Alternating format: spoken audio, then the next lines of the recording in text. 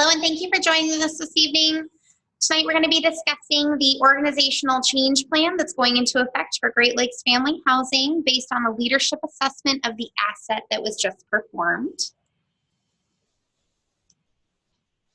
My name is Megan Mills. I am the Community Manager of Great Lakes Family Housing. My tenure with Hunt Companies and the asset is a little over a year.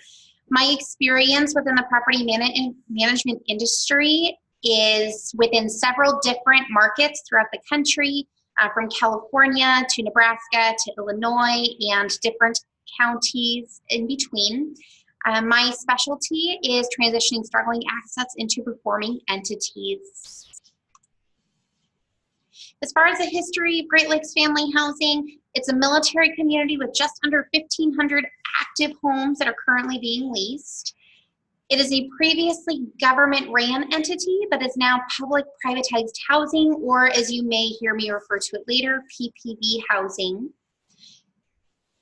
Great Lakes Family Housing was originally managed by Forest City Residential, but in 2017, Hunt Companies did acquire that contract. And within the last 2 years, since 2017, there have been 2 functional assessments performed to date. One in early 2017 when Hunt Companies took over Great Lakes Family Housing, and another one just the middle of this year, 2018. In this presentation, we're going to identify the results and where we stand currently from the previous functional analysis that was recently performed and why we feel another plan is needed. And then we're also going to look at the results of the analysis that was performed for the organizational change plan and what the final steps are to see the desired results that we have been looking for since Hunt Companies took over the asset. So for our status update, the most recent functional analysis that was performed in the middle of 2018, we've seen a lot of great results from it. The asset has performed well and is currently a top performer in delinquency and occupancy throughout the portfolio. Both of those we were the worst performing when Hunt Companies originally took over, and even as recently as the start of the most recent functional analysis. The staff is less stressed since we've hired more employees to reduce the workload of each person. We've also hired on a front desk associate as well, which has taken a huge weight off of the staff. And due to the implementation and the clarification of policies and procedures, the staff is now more competent as well. So what's the problem? Why do we need another plan? Currently, although the asset is performing well, the staff has more time, the staff is completing the same amount of work as it did when the staff was unable to complete its workload.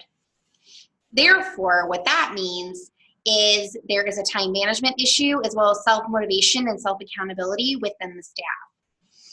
What we found during this analysis is that management is micromanaging the staff to ensure that the work is being completed on time and correctly, and as a result, management is unable to get their work done because of how closely they have to work with the staff. And although the staff is more competent, the employees' self and organizational efficacy is currently lacking. So what we did is we performed an assessment solely of the management style, because the functional analysis that was done, both of them were focused solely on the staff. What's going on in the staff? What's going on the asset specifically? The leadership style was never assessed. And what we found, as you can see in the picture over to the right-hand side, is you'll see the leadership styles, which are directive and supportive. You'll see the reasons for and what the behavior looks like as their excuses of why they are displaying the current management styles that they are. And then over on the far right-hand side of that column, you're going to see the results. And what I mean by the result is how that management style is negatively affecting the staff and the asset. What we found is the main issue is likely an issue with current management's leadership style.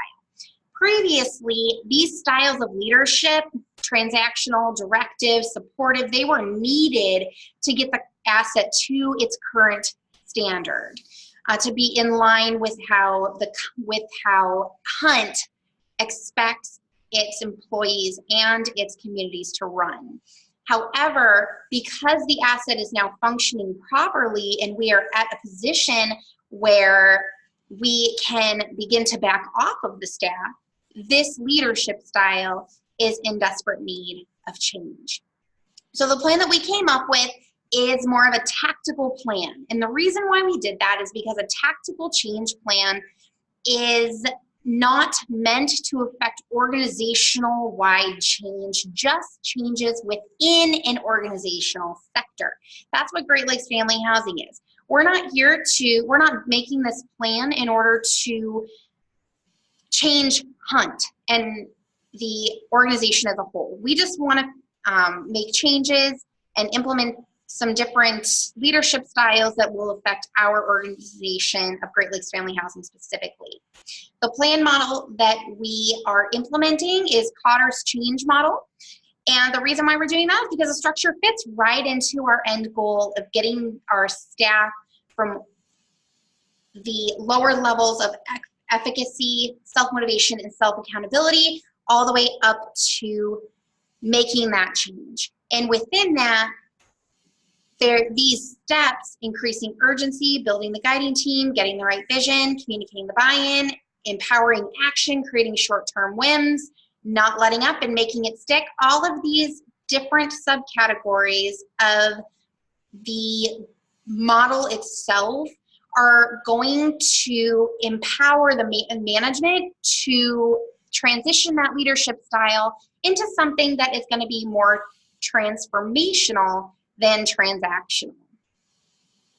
The end result is going to be that these evaluations will be completed throughout a 120-day process to identify and implement emergent strategies.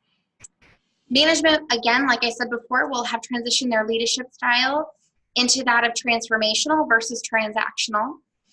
Staff efficacy will have increased along with self-motivation and self-accountability. And this whole change plan, after the 120 days and after that final assessment, there will be quarterly follow-up assessments held to ensure that the changes have stuck and that the new norm is that of what we were looking for within the change plan itself. If you have any questions or concerns, please get a hold of me. We will be ending the presentation now. Thank you for your time.